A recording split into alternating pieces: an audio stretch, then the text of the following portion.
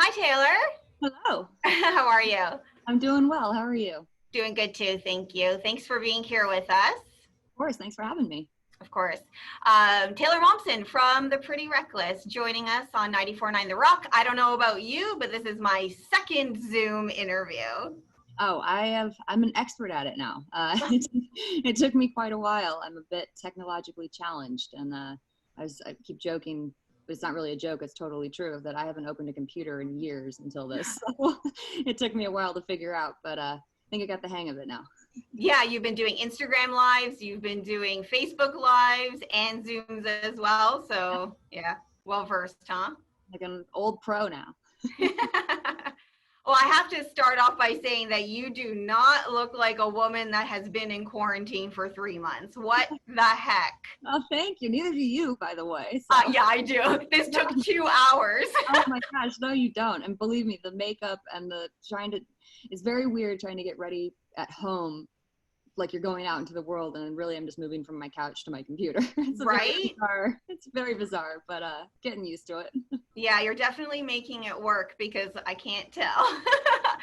It looks like you just come back from a salon. Oh, Jesus, thank you. No problem. But has your snack game, how's that been? Have you at least indulged a little bit since you've been cooped up? I have, trying to not be too bad about it, but my snack game is, movies and popcorn. That's like my go-to. So, and I did make brownies the other night it was like the first time in about a year that I've baked something, and they were so good. They were so good.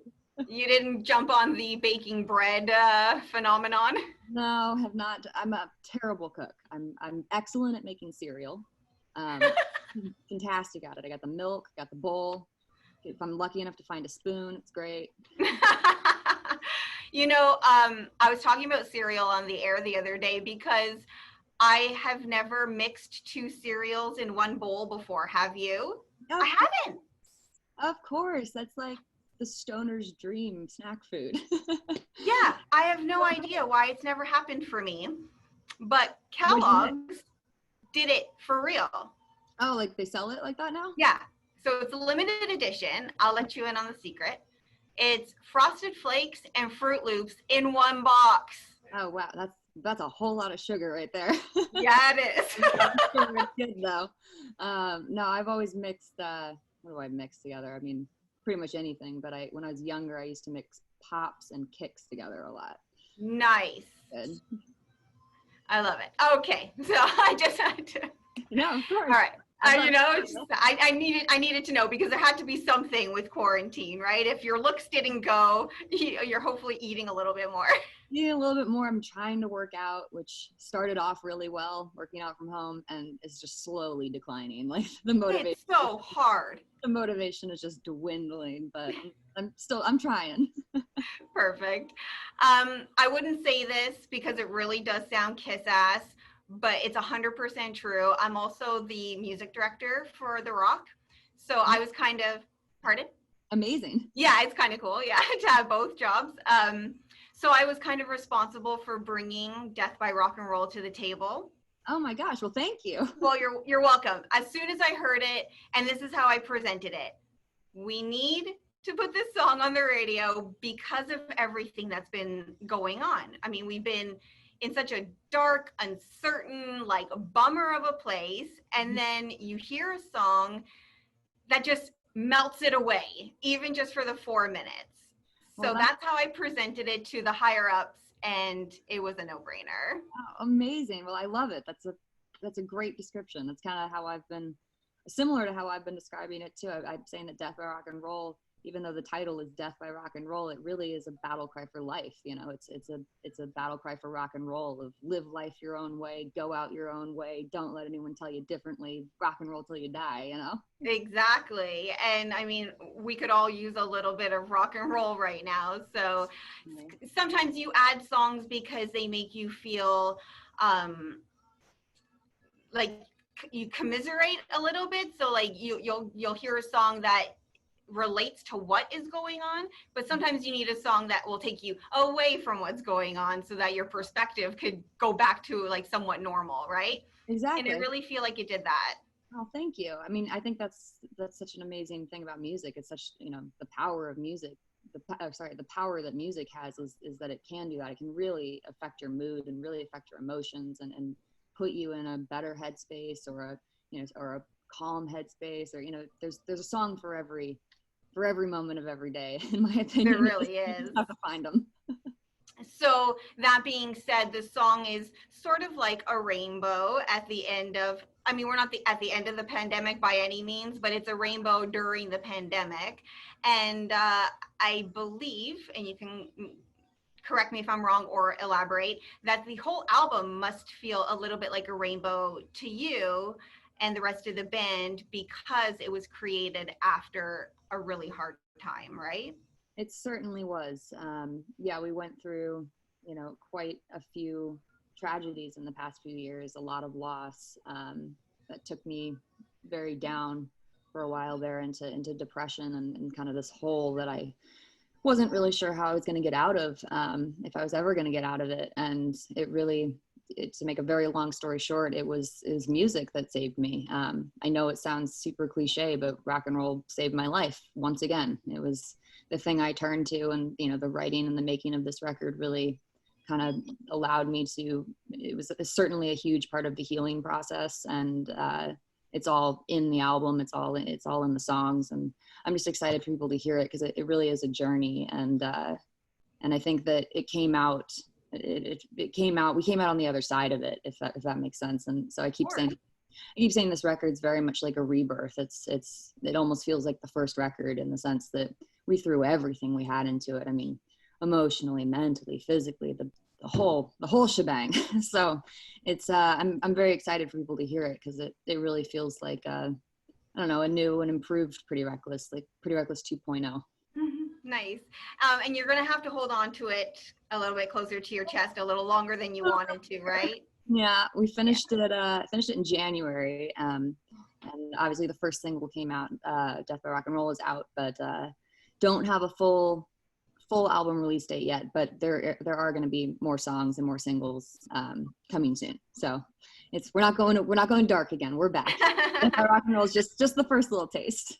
Perfect. And the cover art for the single, so badass. You look like a comic book superhero, and it really feels like the image describes the song just by looking at it. You know what the song is going to be, and I'm sure that was the goal, right?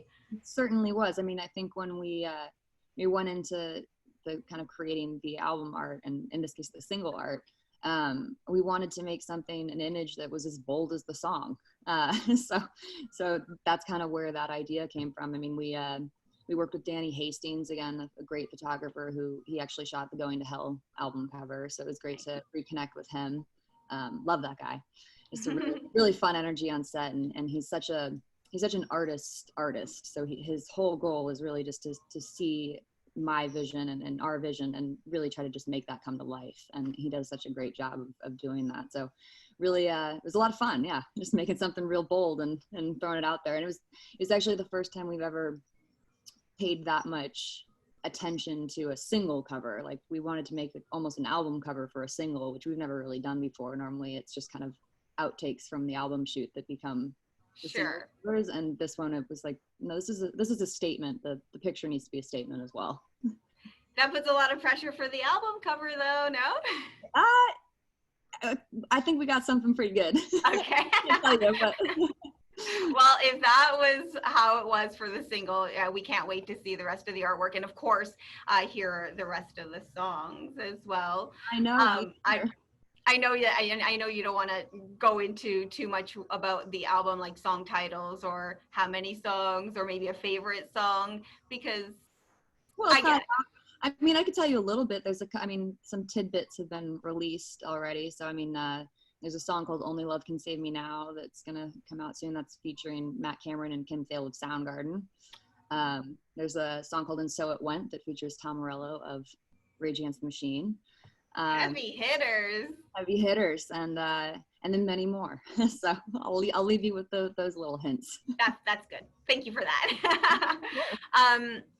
2020 was going to be a brilliant year in terms of touring for this album. What happened?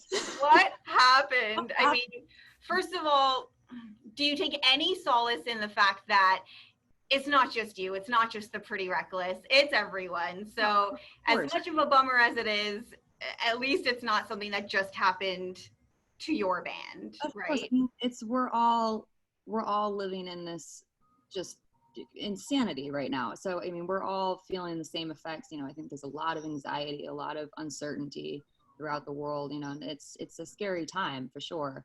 But I think that, you know, that's where music comes in handy, and you know, in times of stress and hardship, that's, you know, when music can really connect, which is why we wanted to put out the song. I mean, we you know, a lot of artists are holding back music because, you know, no one knows what to expect or knew what to expect, and we certainly had that conversation. But you know, we kind of, as a team, we all kind of collectively decided, you know what, like, music saved me, so the world's in disarray right now, let's put out some music and see if that can help some people.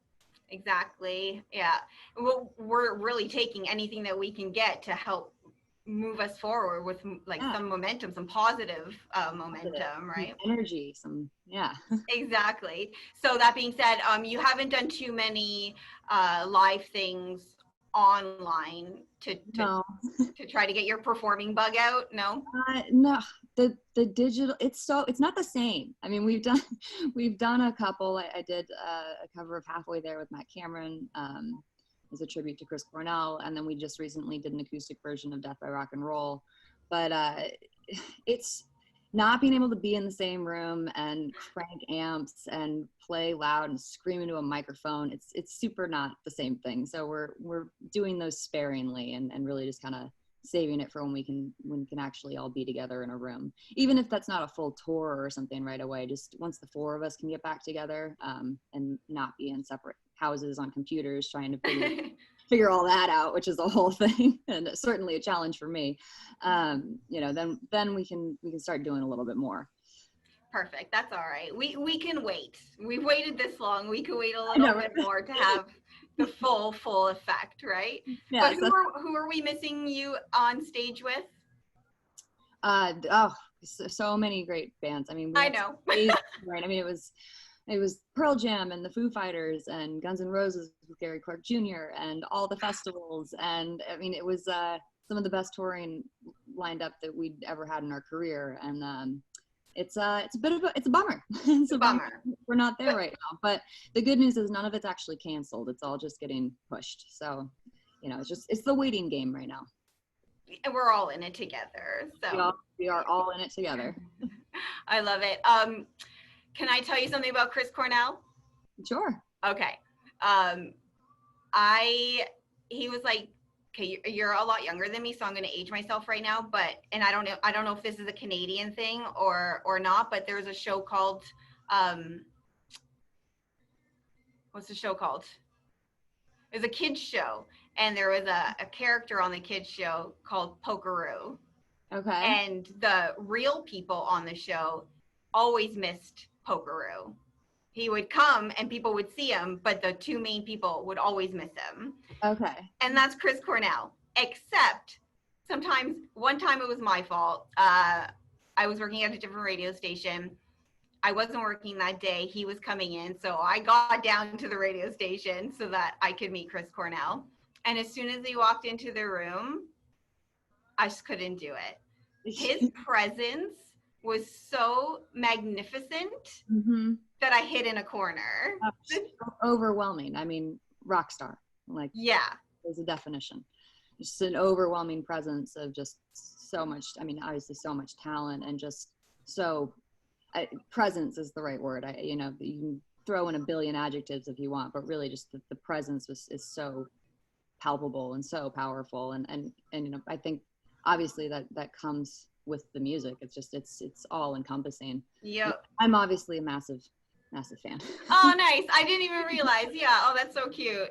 I know that obviously we already touched on it, but you were on tour with Soundgarden when he left us, and that was part of the whole tragedy about where this album came out of. So, I mean, at least you could draw from tragedy and create something beautiful for it.